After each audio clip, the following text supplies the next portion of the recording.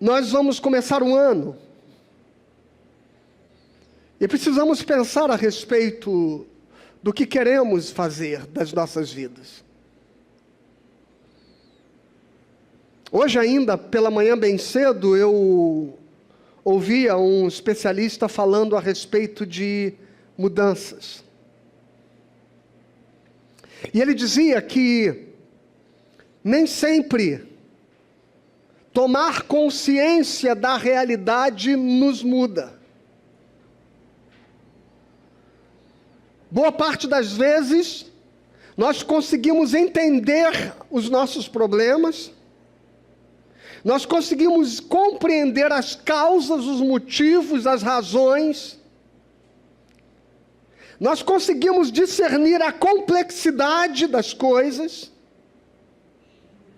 e permanecemos no mesmo lugar. Mas por que o fato de eu conhecer e de eu saber não é suficiente para que eu mude?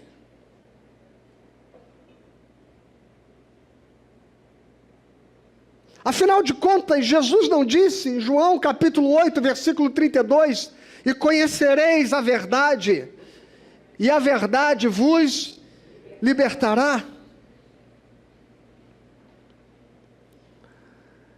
Mas só o fato de eu conhecer a verdade não é suficiente para que eu, então, me liberte das coisas e dos problemas e das condições que me aprisionam.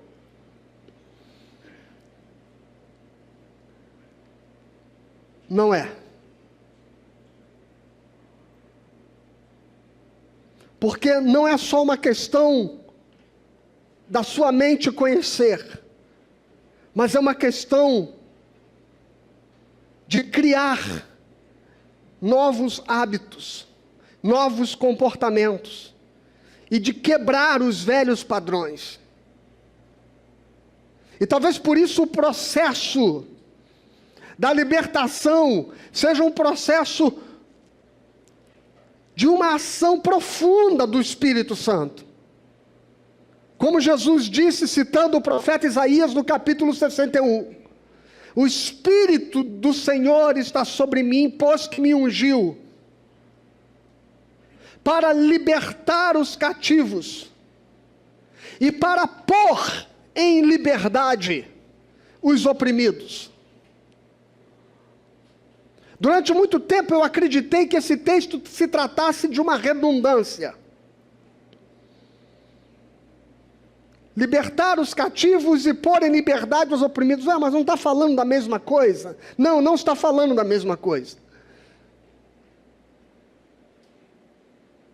Porque pôr em liberdade significa ajudar didaticamente alguém a sair da sua condição, do seu estado natural, do seu lugar de conforto, e ajudá-lo a quebrar os padrões que o aprisionam. E essa é a parte mais difícil da mudança. A parte mais difícil da mudança é quebrar os padrões que nos aprisionam. Por isso que a libertação não é um processo simples. Não é tirar um opressor. Quando a consciência das coisas e das pessoas não mudam, você vai tirar um opressor. E o contexto da opressão continua lá. E o contexto da opressão. Por isso que não há processos de libertação possíveis que não seja pela mudança da consciência das pessoas. Por isso, meu irmão, que não adianta tirar o Maduro, a Venezuela não está livre. Porque não há mudança, Immanuel Kant já dizia isso, no seu texto a respeito do esclarecimento. Kant dizia: se não houver mudança de consciência das pessoas, nenhuma revolução é capaz de mudar a ordem das coisas. As opressões, elas vão voltar, e o estado anterior das coisas vão voltar. 10 anos depois que Kant disse isso, aconteceu a Revolução Francesa. E 50 anos depois da Revolução Francesa, os processos de opressão, de dominação, estavam de novo se restabelecendo no controle das coisas. Porque nenhuma revolução, se não for passar pela transformação da mente, da quebra dos padrões e da mudança dos paradigmas, é capaz de produzir libertação de um povo. Então nós temos um desafio, porque o ano de 2026, as coisas não mudam, simplesmente pelo fato de você tomar consciência delas.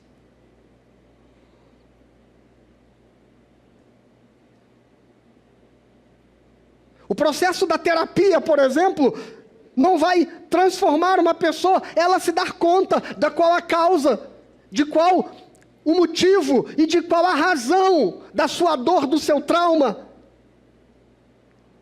Se ela não for capaz de ressignificar isso para curar as suas feridas interiores e seguir em frente com novos significados, ela vai permanecer no mesmo lugar, só que agora ela sabe por que dói.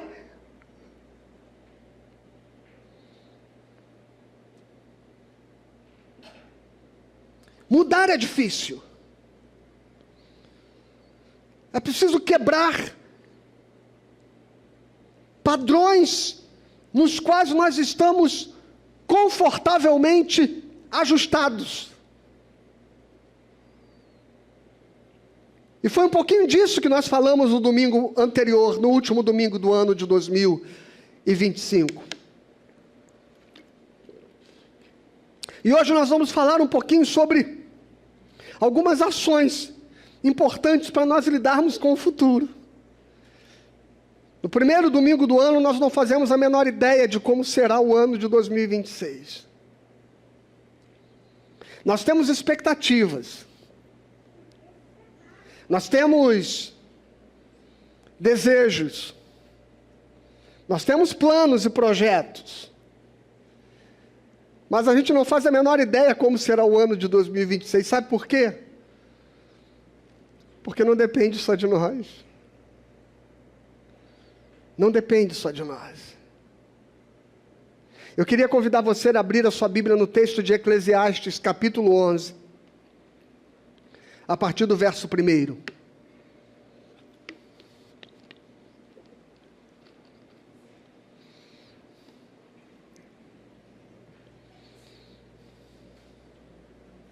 E eu quero ler com você até o verso 8. Recentemente eu preguei esse texto aqui na igreja, numa outra perspectiva. Preguei um sermão temático, de 3 tópicos, falando a respeito da felicidade incondicional, da ilusão da felicidade incondicional, da ilusão da prosperidade inata, e da ilusão da liberdade irrestrita.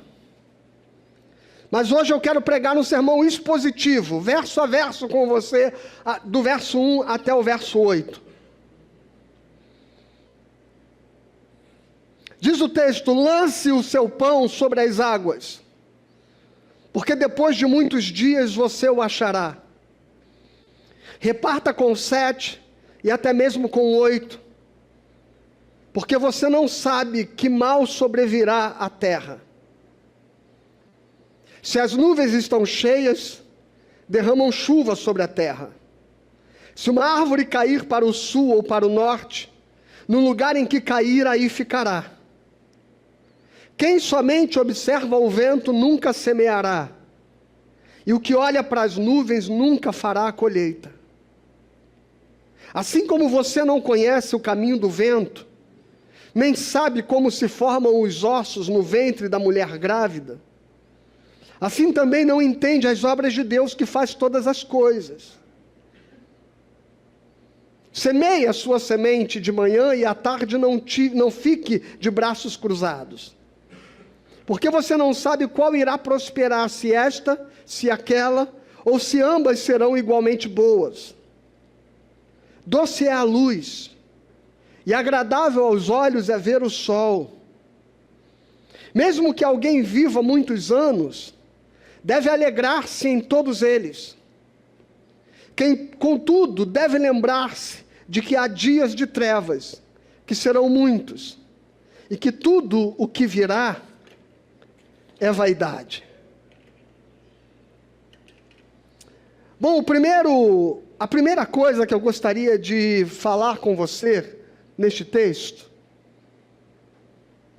está no verso 1,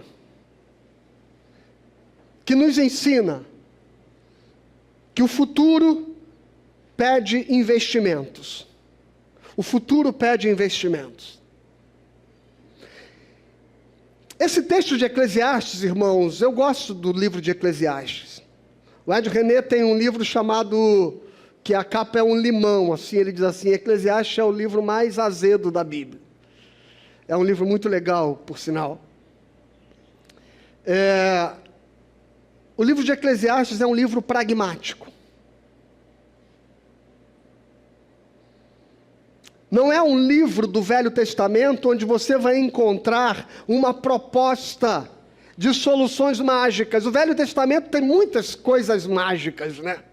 Poderosas e sobrenaturais. Água que sai da rocha, mar que se abre, fogo que cai do céu, machado que flutua. Estas coisas que Deus foi fazendo ao longo do Velho Testamento para manifestar o seu cuidado, a sua presença no meio do povo. Mas Eclesiastes, ele parece ignorar o milagre como saída. Ele trata da vida com pragmatismo. Ele trata de uma fé que é uma fé responsável e não uma fé supersticiosa. Ele não ignora Deus e a sua providência. Mas ele coloca o homem como um ator responsável pela sua trajetória. Há um tema muito complexo, o Policarpo teve o prazer de dar aula sobre esse tema alguns dias atrás aqui, que fala sobre os decretos e a providência divina. E alguns pensadores presbiterianos, calvinistas, que eu chamo de dentro da caixa, eles são deterministas, sabe? Todas as coisas que acontecem, sejam elas quais forem, todos os atos humanos, tudo que você faz ou deixa de fazer, é algo que foi determinado por Deus. Isso dá uma polêmica danada. Inclusive, em torno de um tema que o calvinismo não consegue responder quando sustenta esta ideia. E então, como eu trato de pecado? Se o que eu faço é Deus que determina que eu faça, então eu não posso ser responsabilizado pelos meus pecados.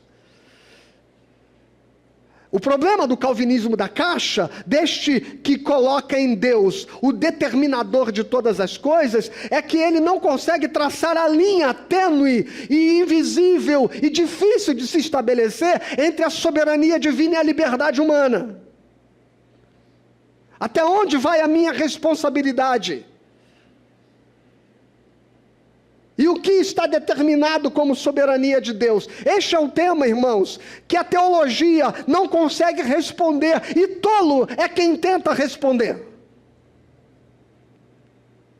E o autor de Eclesiastes, ele parece não querer responder esse tipo de pergunta teológica. Ele não está interessado em tentar explicar o que é a soberania de Deus, o que é a liberdade humana, o que é papel de Deus, o que é papel do homem. Ele só trata da seguinte perspectiva: o que está na tua mão para você fazer, então você faça.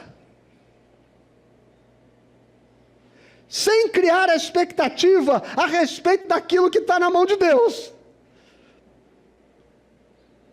Em Deus a gente confia, em Deus a gente espera, em Deus a gente crê.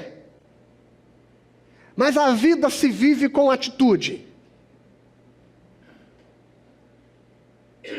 A vida se vive com atitude.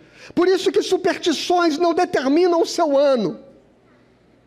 Eu e Margarete, a gente estava na praia, que a gente passou ano novo ali na Barra, a gente encontrou Fábio, Vanessa lá, Henriette, enfim. Não estava nem planejado isso. a gente não tinha decidido o que a gente ia fazer no nosso ano novo, e pegamos a moto e fomos para a praia. E curioso, né? Porque as pessoas levam a sério esse negócio de passar de branco, e predominantemente estava todo mundo de branco na praia, e a gente andando na calçada, as pessoas ficavam olhando para a gente assim, meio que com uma estranheza, porque a gente estava todo de preto, com colete de motociclista, de couro preto, capacete na mão. E as pessoas demonstravam uma certa estranheza. O que acarreta eu passar o ano novo de preto, irmãos? Nada. Menos uma lavagem de roupa. Eu usei aquela camisa no dia seguinte depois. Se fosse branca, não dava. O fato é que o livro de Eclesiastes é um livro que está chamando você a viver a sua fé com responsabilidade. E a primeira coisa que o livro está dizendo, e há comentaristas que dizem, inclusive, que este capítulo 11, especificamente, nessa primeira parte que nós estamos lendo, é um texto que fala de economia, de educação econômica, de educação financeira. Eu não vou entrar por esse tema, por esse viés, vou tangenciá-lo apenas. E há outros comentaristas que gostam de olhar a temática espiritual deste investimento. Eu vou caminhar com o pé num lado e no outro, simultaneamente. O verso 1 diz assim, vamos ao texto? E agora sim, nós vamos caminhar com o texto versículo por versículo. O verso 1 diz: lança o seu pão sobre as águas, porque depois de muitos dias você o achará. Lança o teu pão sobre as águas, porque depois de muitos dias você o achará. A tradição evangélica atribui o texto de Eclesiastes ao rei Salomão. E há outras correntes teológicas que atribuem a um sábio, a uma sabedoria popular, cujo Salomão é o patrono, não necessariamente o escritor de cada um dos textos, mas como se ele tivesse patrocinado que sábios pudessem compor textos de sabedoria durante o seu reinado. E há outros que acreditam que foi o próprio rei Salomão que escreve os livros de Provérbios, de Cantares e de Eclesiastes. Sobre Cantares, então, há uma corrente absolutamente antagônica que acredita que Salomão, além de não ser o autor, ele na verdade é o vilão da história. Ele teria sido o rei que desejava comprar como esposa aquela que diz: eu sou do meu amado é meu, e o amor não pode ser comprado com dinheiro algum. E ela joga na cara do rei a seguinte frase: você pode comprar o que você quiser com seu dinheiro, mas não vai comprar o meu amor. Salomão seria esse tal rei, e não necessariamente o amado da história. Bom, mas essas são histórias a respeito da composição do texto do Antigo Testamento, que não vem muito ao caso. O fato é que o sábio Salomão, ou mesmo não sendo Salomão, ele é alguém que está falando sobre um investimento. E há aqui pelo menos duas principais correntes de interpretação desse texto, do versículo 1. Que lançar o pão sobre as águas seria lançar sementes sobre as margens ainda alagadas dos rios durante a cheia. E que quando as águas baixassem, estas sementes se depositariam ao longo de todo o leito do rio, e ali nasceria uma área verdejante. Esta era uma das interpretações. E se você pegar imagens de lugares, às vezes, mesmo que sejam muito desérticos, se você pegar o rio Nilo, por exemplo, e você aproximar a imagem lá do Google, das margens do Nilo, você vai perceber que é deserto em tudo que é canto, mas as margens estão verdejantes.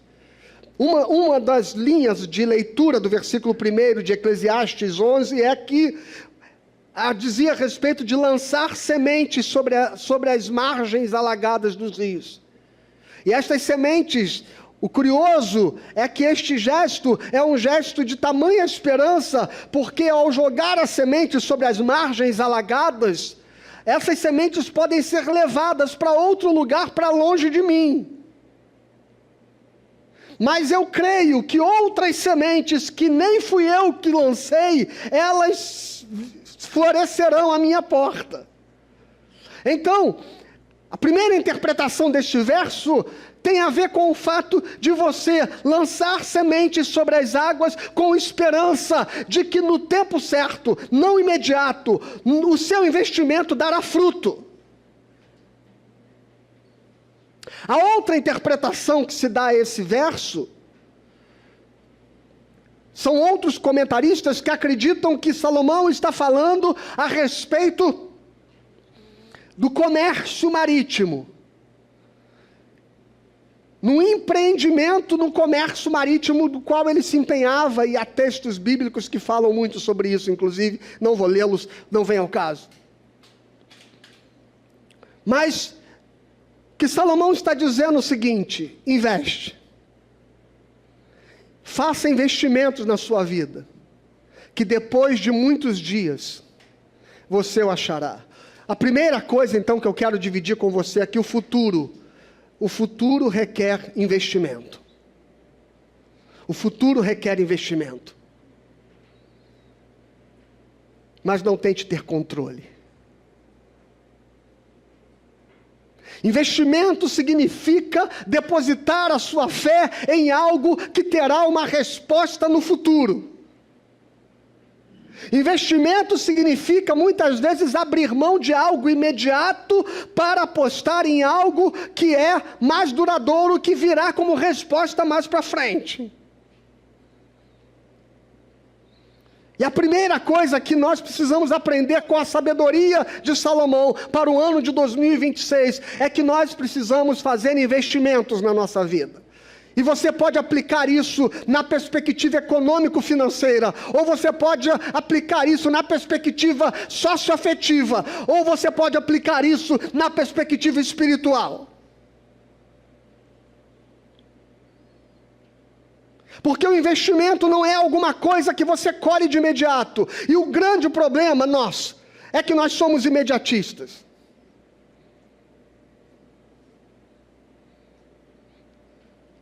Um especialista em finanças dizia que a diferença, muitas vezes, do investimento do pobre para o investimento do rico é que o pobre investe para coisas imediatas. Ou seja, ele faz um parcelamento para um bem que ele quer agora e que vai depreciar. Ele parcela o carro, por exemplo.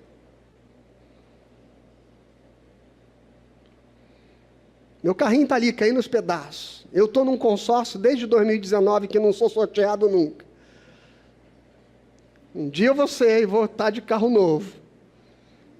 E quando vocês me virem de carro novo, vocês vão dizer: nossa, pastor, está com dinheiro? Não, estou pagando desde 2019 esse negócio. Né?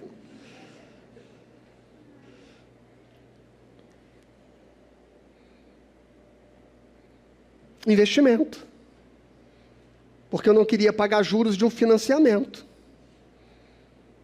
Porque eu não queria financiar um bem que deprecia. E que quando eu terminasse de pagá-lo, ele se tornaria para mim uma dívida em vez de ganho. E a diferença do pobre, dizia esse especialista, para o rico, é que o rico investe naquilo que ele vai gerar dinheiro. Ele diz assim: eu vou empenhar esse dinheiro aqui num financiamento, porque eu vou investir aqui na minha empresa, ou vou investir aqui no meu negócio, ou vou investir numa máquina, ou vou investir num equipamento, e isso aqui vai me dar muito lucro, e o lucro que vai me dar é maior do que os juros da dívida que eu vou pagar. Então, ele investe potencializando aquilo que ele investiu, e nós somos imediatistas. O grande problema que nesse discurso capitalista é que tem gente que acha que o pobre que ganha salário mínimo, ou a pessoa assalariada, ou que ganha 3 mil reais, 5 mil reais, ele tem dinheiro sobrando no final do mês, entendeu? Esse é o grande problema. De achar que o cara consegue pagar comida, alimentação, transporte, saúde, educação, segurança, condomínio, água, luz, gás, e no final do mês ainda ter dinheiro para investir. Mas isso são discussões que não vêm ao caso. O fato é que o futuro requer investimento. E para investir no futuro, é preciso sacrifícios no presente. Chegou o verão. E meu carro, quando esquenta, quando está muito calor, ele não liga. Ele não gosta de calor. Se ele ficar debaixo do sol estacionado, quando eu tentar ligar, ele não liga. Eu tenho que empurrar, sabe? No inverno ele funciona tão bem.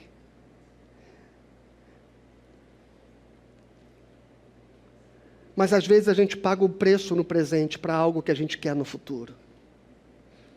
Um preço que a gente não vê resultado agora. Talvez você precise investir tanto afeto nesse relacionamento seu, que está difícil, que está quebrado, que está falhando, que está fracassando. E que você não vai ver resultados imediatos.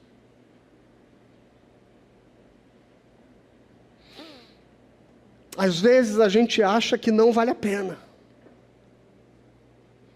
Às vezes parece que a solução mais fácil é a gente dar um jeito. E aí a gente se endivida, em vez de investir.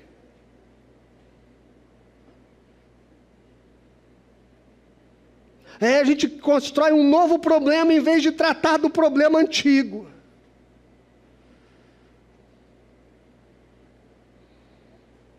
Aí a gente acha que a solução é um novo relacionamento, em vez de cuidar do relacionamento que está adoecido.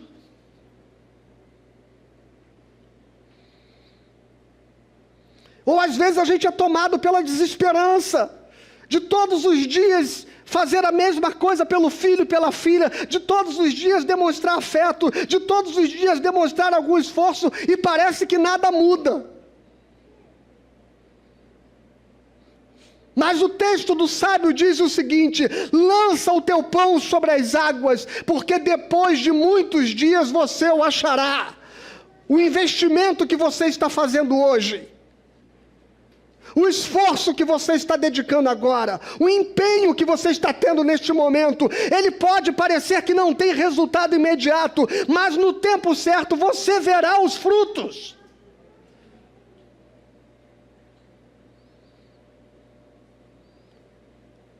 E você não faz ideia como os seus atos presentes impactam no futuro dos seus filhos. Eu estava vendo um vídeo do Sylvester Stallone, aquele ator do Rambo, do Rocky Balboa, sabe? Quem é da geração da década de 80 sabe de quem eu estou falando. E uma repórter entrevistando o Stallone agora, já com 75 anos, se eu não me engano. Um senhor de idade. E ela falou assim: me conta essa história de você com o roteiro do Rocky Balboa na mão, e os estúdios queriam o roteiro, mas não queria você como ator, e ele não vendeu o roteiro dele porque ele queria atuar no roteiro que ele escreveu. E você insistiu nisso, e quando você conseguiu fazer o filme, você ganhou o Oscar de melhor filme com o Rocky Balboa. E olha só, e ele disse assim: foi muito bom e coisa e tal, mas o que mais me dói é que eu estava lá no Oscar, recebendo o Oscar, e as pessoas que a gente mais precisa e mais tem necessidade na vida não estavam lá. E ele começou a chorar. E ele disse assim: eu me pergunto, o que mais eu precisava fazer para que eles me amassem? E a repórter falou: você está falando dos seus pais? E ele, em prantos, disse: sim. E ele falou assim: olha que eu sou um homem forte, viu? Eu sou um homem durão. Mas isso corta o meu coração. Aos 75 anos de idade,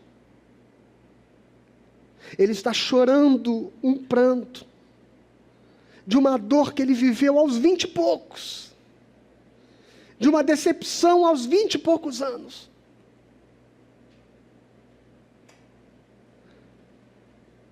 Eu quero dizer que o inverso também acontece.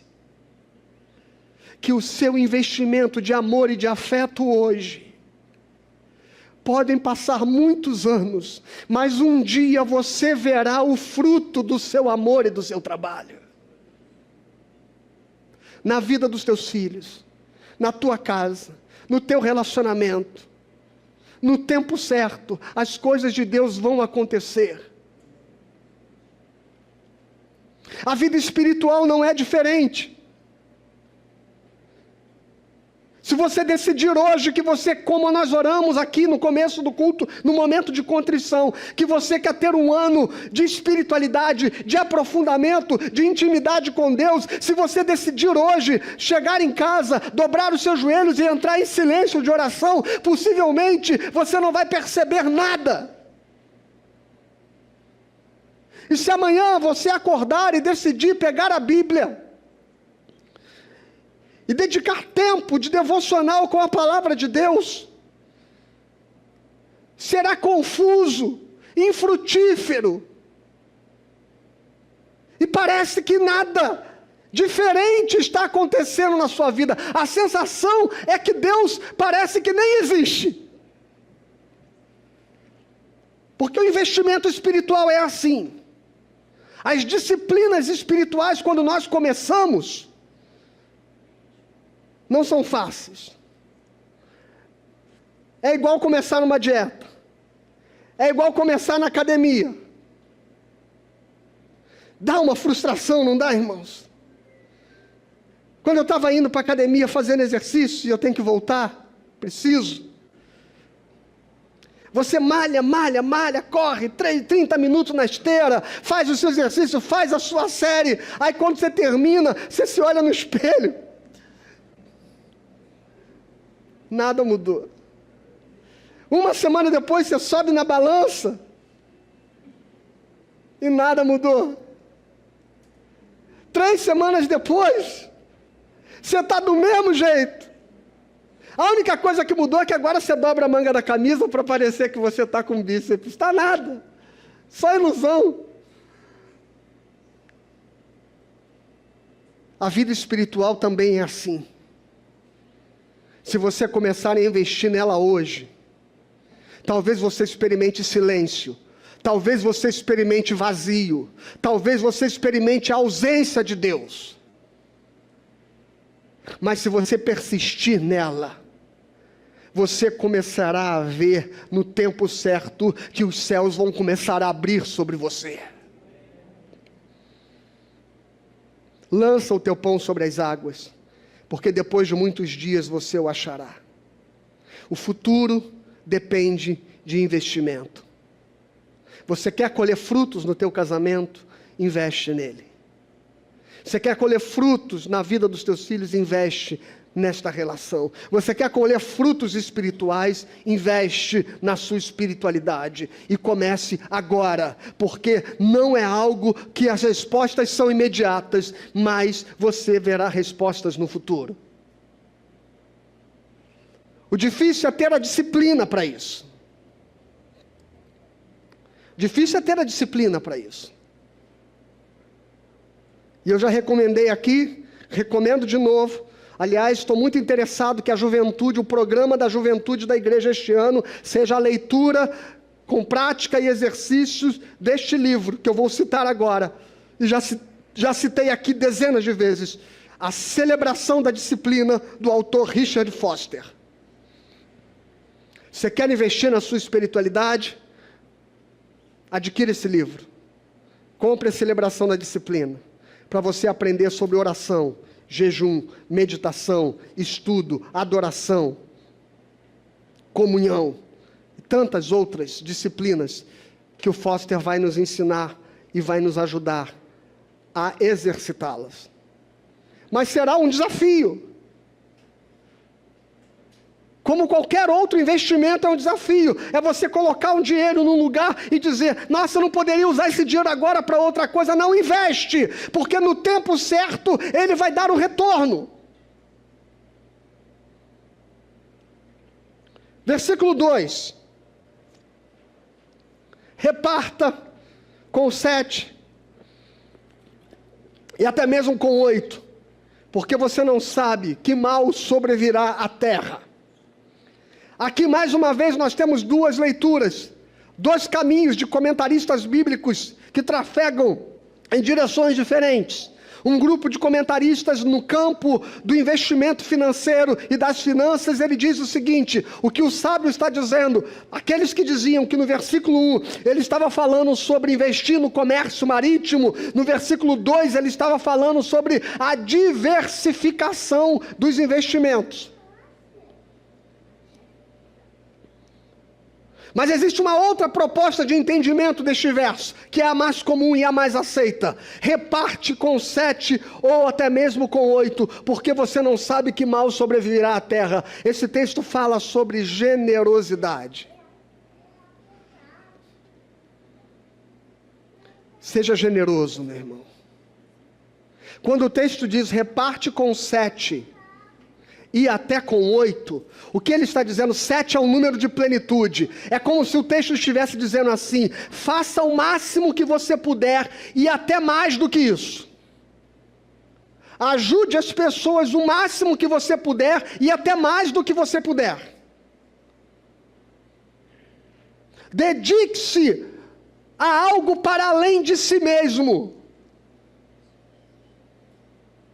Sabe, se há uma coisa que carrega a nossa vida de significado, é a gente poder viver para algo que está para além de nós mesmos.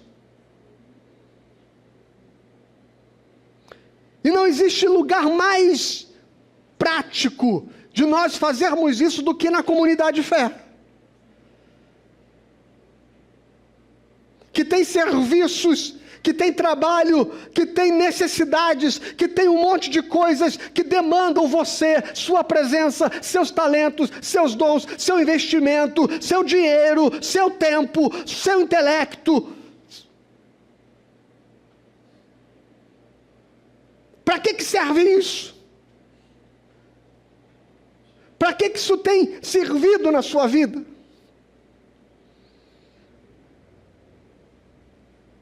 Será que é só para a gente gastar conosco mesmo?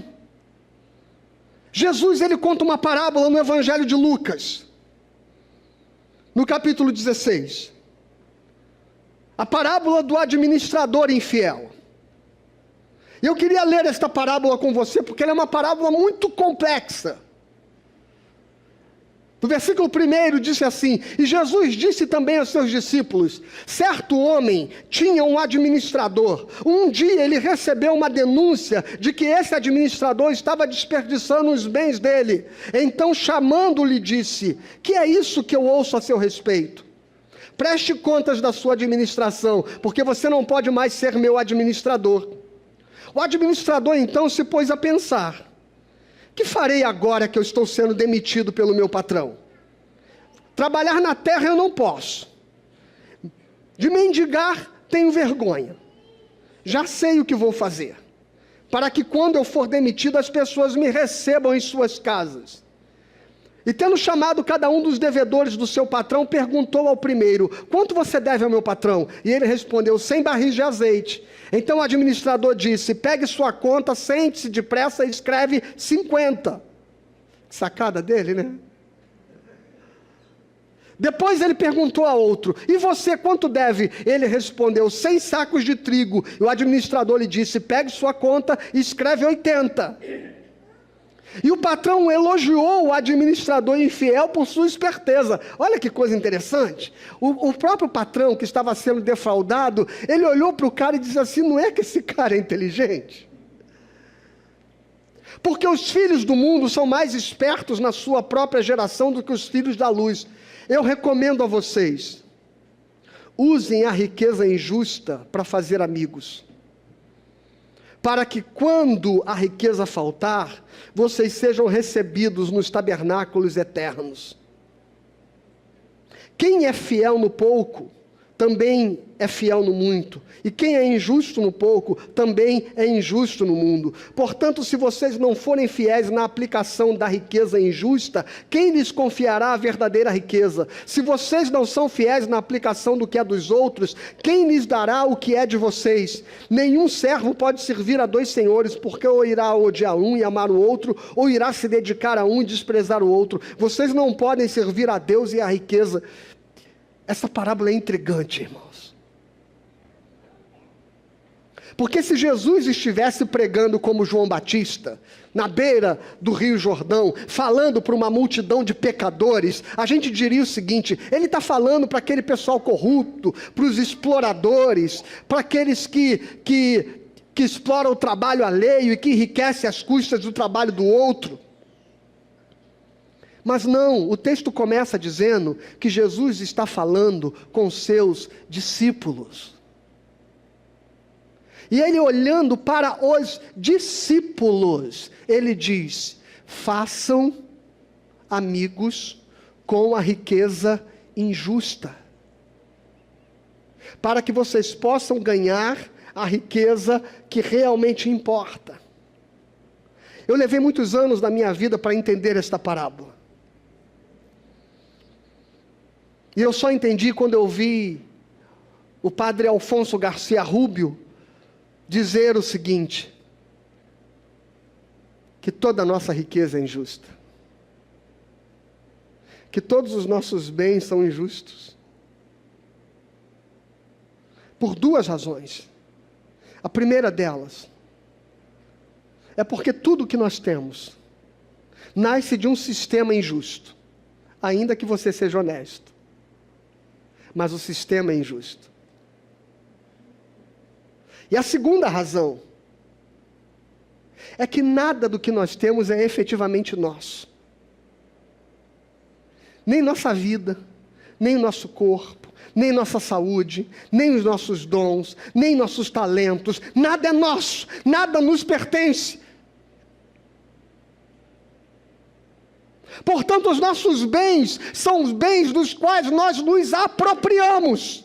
Não vos enganeis, diz Tiago capítulo 1, versículo 17, se não me engano. Toda boa dádiva e todo dom perfeito desce do alto, dos pais das luzes, em quem não há sombra de mudança e nem variação. Tudo vem de Deus, tudo que nós somos e somos vem de Deus. O apóstolo Paulo disse: nele nós nos movemos e existimos e respiramos. Tudo vem de Deus, toda a nossa vida provém de Deus, toda a sua saúde provém de Deus, todos os seus talentos provêm de Deus, todas as suas aptidões e competências vêm da mão do Senhor. Tudo é uma dádiva de Deus, nada nos pertence. Então o que Jesus está dizendo na parábola é: então pegue a sua riqueza injusta, que não é sua, que não lhe pertence, que é de Deus e da qual você se apropriou, e use ela para fazer o bem aos outros.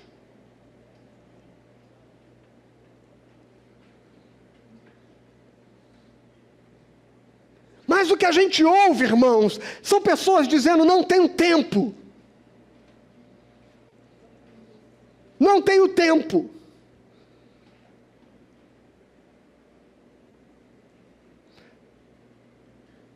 Não posso hoje, não estou disponível.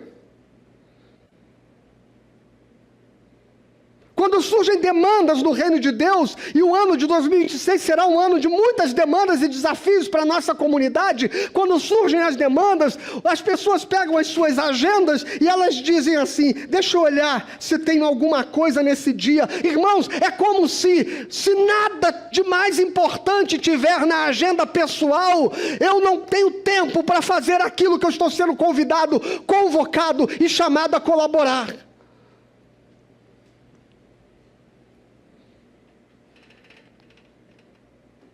Então, na verdade, você não está disponível, você não está. Reparte com 7 e até mesmo com 8, porque você não sabe que mal sobrevirá à terra. A segunda coisa que eu quero dizer a você é que solidariedade é a manifestação de uma consciência que compreende que nada se consegue sozinho nesta vida. Porque haverá um momento onde eu ou você, nós dependeremos de ajuda.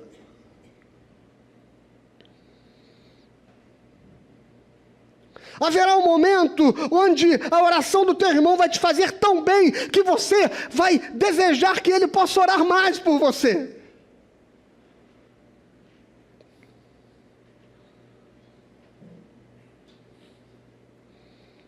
Haverá um momento que alguém vai ter que segurar na sua mão para te erguer e para te levantar.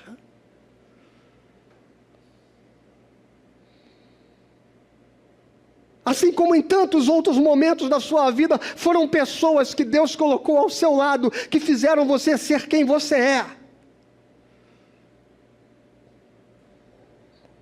Eu conquistei sozinho, com um suor sozinho, coisa nenhuma. Sozinho, nada. Pessoas te deram uma palavra, pessoas te deram uma oportunidade, pessoas te deram um conselho, pessoas te deram ajuda, pessoas te estenderam a mão, pessoas abriram portas para você, nada foi sozinho.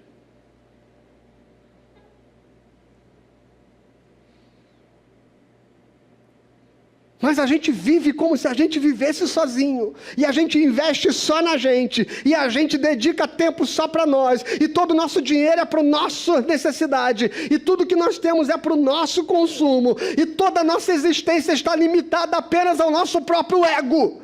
Quando o sábio está dizendo, reparte o teu pão com 7 e até com 8, porque você não sabe que mal virá sobre a terra.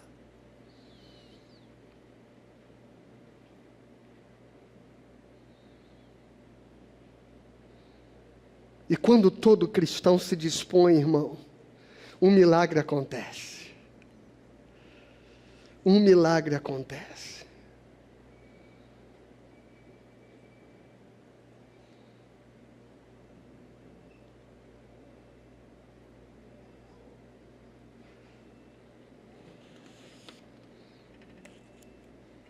Verso 2 foi o verso que eu parei, e eu vou ficar nele. Semana que vem eu continuo a partir do verso 3, 4, 5, 6, 7, 8. E a gente termina esta palavra. Lança o teu pão sobre as águas, porque depois de muitos dias o acharás. Reparte com 7 e até com 8, porque você não sabe que mal sobrevirá à terra. Eu não tenho controle sobre o futuro. Você não tem controle sobre o futuro. O que o sábio está dizendo é isso. Você não sabe o que vai acontecer em 2026. Mas você hoje sai daqui com 2 lições. A primeira, invista naquilo que você deseja, onde você deseja colher frutos. E a segunda, seja solidário e viva com solidariedade. São estas as 2 mensagens que nós levamos neste primeiro domingo de 2026. E que Deus abençoe você, a sua casa e a sua família, no nome de Jesus.